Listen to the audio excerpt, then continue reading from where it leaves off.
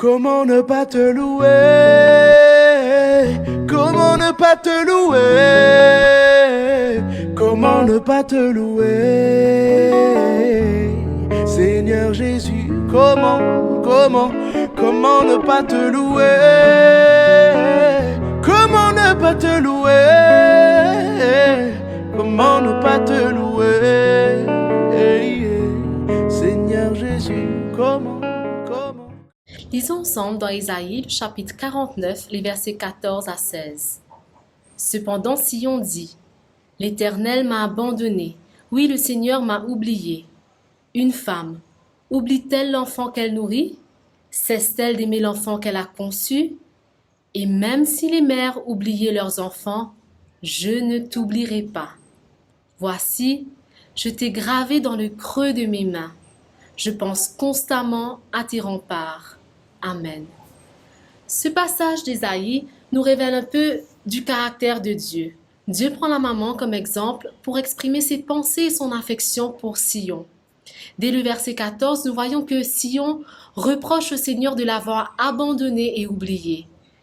L'image de la maman que Dieu utilise est une image forte. Nous connaissons tous l'importance du rôle maternel. Ces versets nous rappellent qu'une maman ne manquerait pas à son devoir en oubliant son enfant.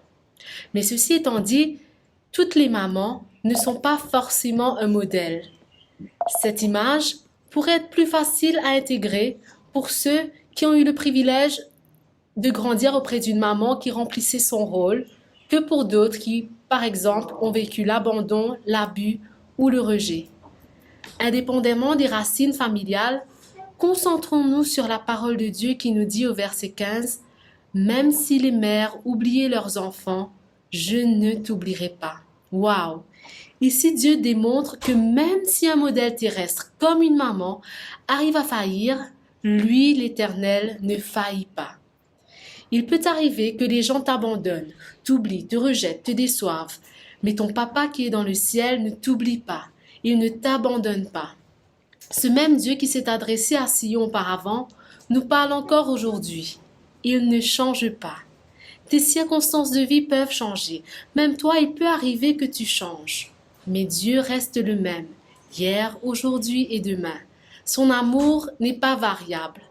Revenons au verset 16 d'Ésaïe 49. Ton nom est gravé sur les paumes de ses mains.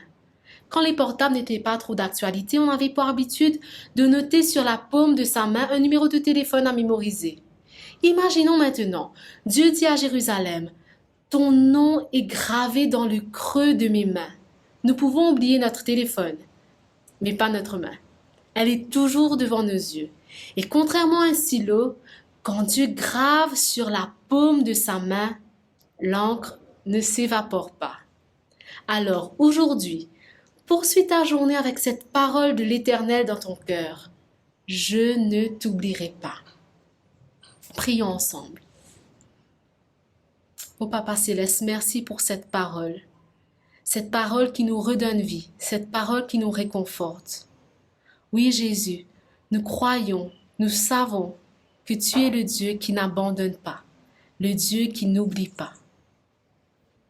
Merci de ce que tu veux être notre papa. Merci de ce que tu es aussi un modèle. Telle une maman, tu nous réconfortes. Tu nous gardes sous tes ailes. Seigneur, je prie que tout un chacun puisse aujourd'hui accepter dans leur cœur cet amour que tu veux déverser en eux, cet amour agapé. Merci Seigneur Jésus de ce que nous sommes toujours dans tes pensées. Au nom de Jésus, nous prions. Amen. Comment ne pas te louer? Comment ne pas te louer? Comment ne pas te louer? Seigneur Jésus, comment ne pas te louer? Comment ne pas te louer? Comment ne pas te louer? Seigneur Jésus, comment